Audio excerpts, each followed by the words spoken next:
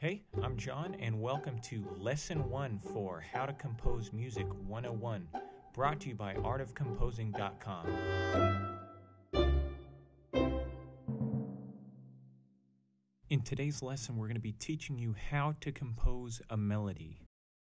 Specifically, by the end of the lesson, you're going to learn how to compose a basic idea, which is a 2-bar phrase.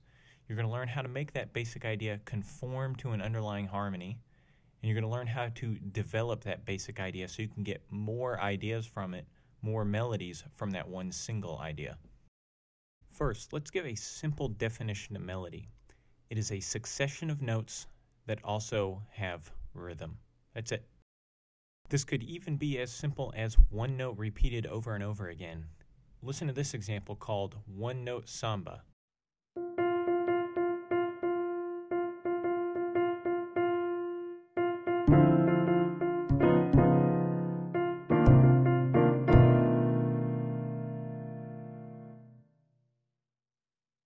So let's talk about basic ideas. You may have heard about motives before, and you may be saying, hey, shouldn't we be looking at motives first as the smallest building blocks of music? Well, in fact, even though they are the smallest piece of musical form, they lack one specific thing, and that's they're not a coherent musical thought in and of themselves. That's where the basic idea comes in. It's normally a 2 or 4 bar phrase, depending on the speed of the music. It normally has more than one motive, but its defining characteristic is that it's a complete musical thought. You don't need to add any more or take away any less to make it seem complete. Here's an example of a basic idea from a famous Mozart piano sonata. Listen to the first one, which is the complete basic idea, and then listen to the second one, which I take out a couple of the notes to illustrate how if you do take away a little bit, it doesn't feel nearly as complete.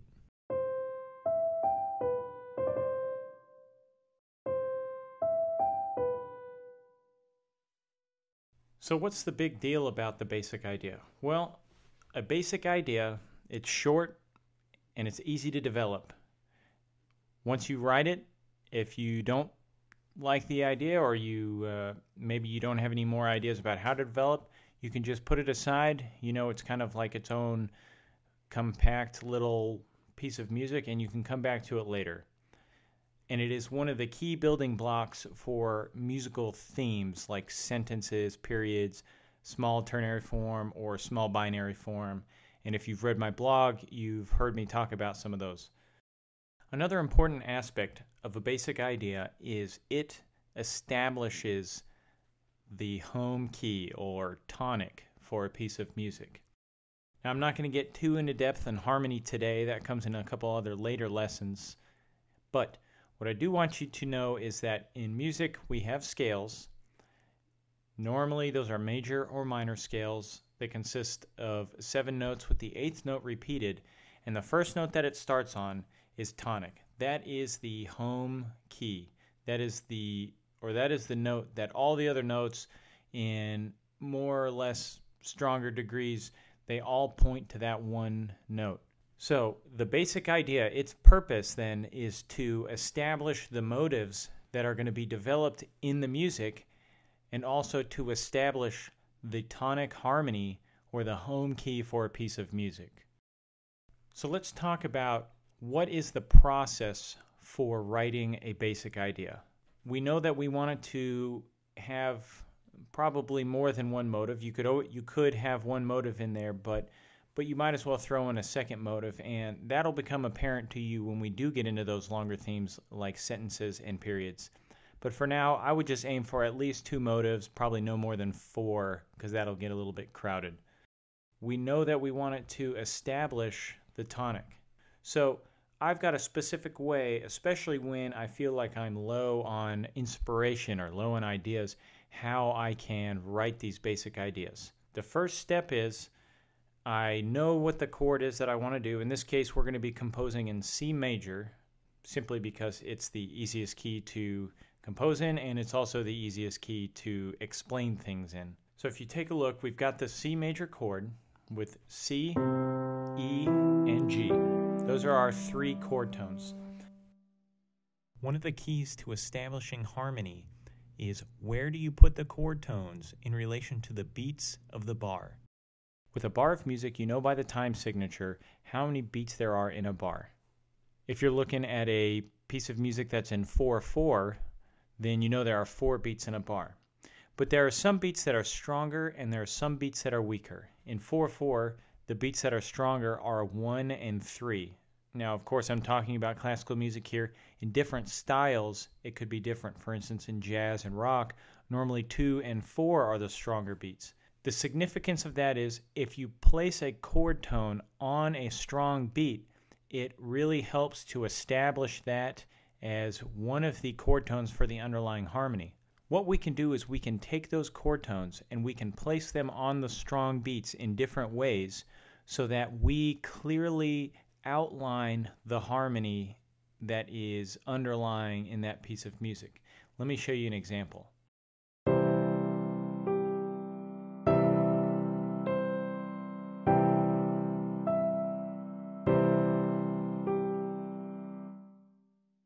Sometimes writing chord tones can be enough. In fact, there are some melodies with just chord tones in them.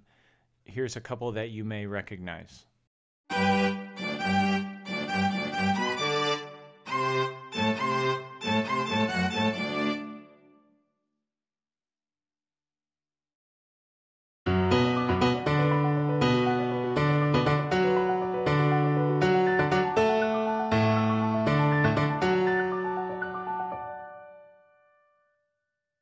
We also want more possibilities than these, and that's where we get the non-chord tones.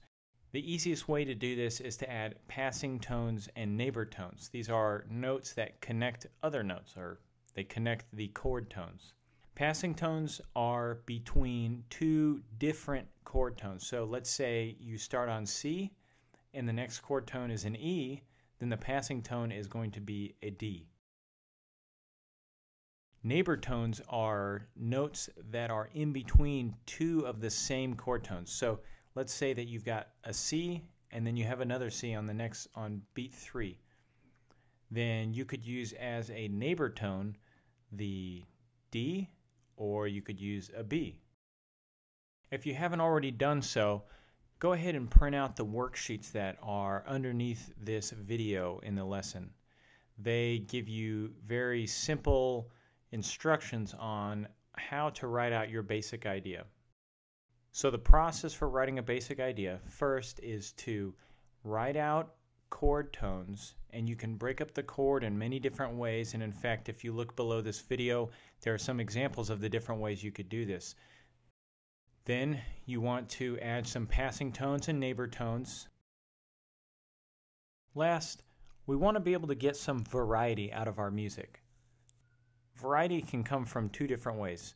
It can come from novelty, which is basically coming up with new ideas, or it would be a new basic idea, a new motive, or it can come from developing the original ideas, and that's what we're going to look at right now.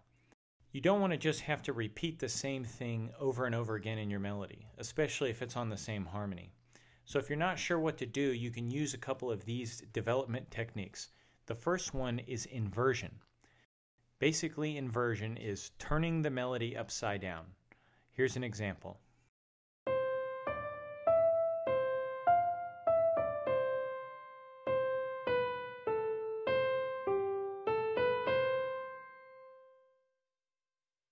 The next one is retrograde.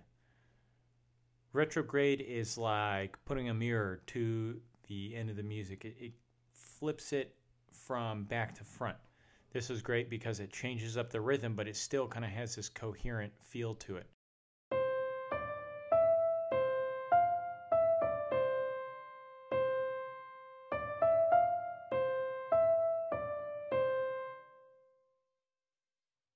And then the last one that we're going to talk about is retrograde inversion, which is just adding both of those together.